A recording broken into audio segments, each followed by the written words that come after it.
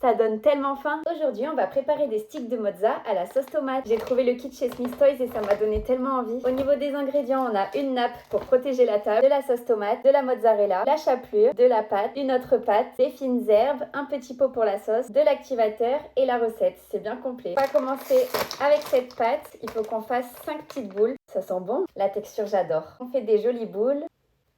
Elles n'ont pas toutes la même taille, mais c'est pas grave. Ensuite, on va venir les aplatir et les mettre un petit peu en long. Voilà. Maintenant, on va prendre le fromage. Waouh, la texture, elle a l'air tellement différente. C'est hyper réaliste. On dirait vraiment du fromage fondu. Là, pareil, on va essayer de former 5 petits rouleaux qu'on va mettre à l'intérieur de la pâte. Au moment où on va le détruire, ça va être une dinguerie. On fait des petits rouleaux.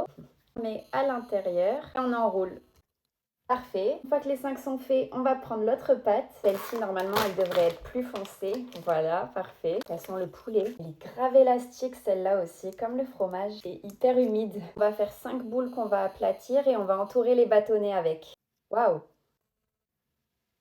Voilà ce que ça donne. Ça prend grave forme. Et maintenant, on va venir les tremper dans la chapelure. On met un peu partout. On va le rouler dedans. My God! Purée, c'est trop bien fait, on dirait des vrais. On va rajouter des petites herbes dessus. Ouh là là, il y en a la moitié qui est à côté. Tant pis, on va les rouler dedans. On met la sauce tomate dans le pot. Voilà. Tadam. Et on n'a plus qu'à déguster. Je rigole. En tout cas, ça donne très très faim. C'est hyper réaliste. Vrai trompe-l'œil. On se retrouve dans la partie 2 pour tout détruire et tout mélanger ensemble.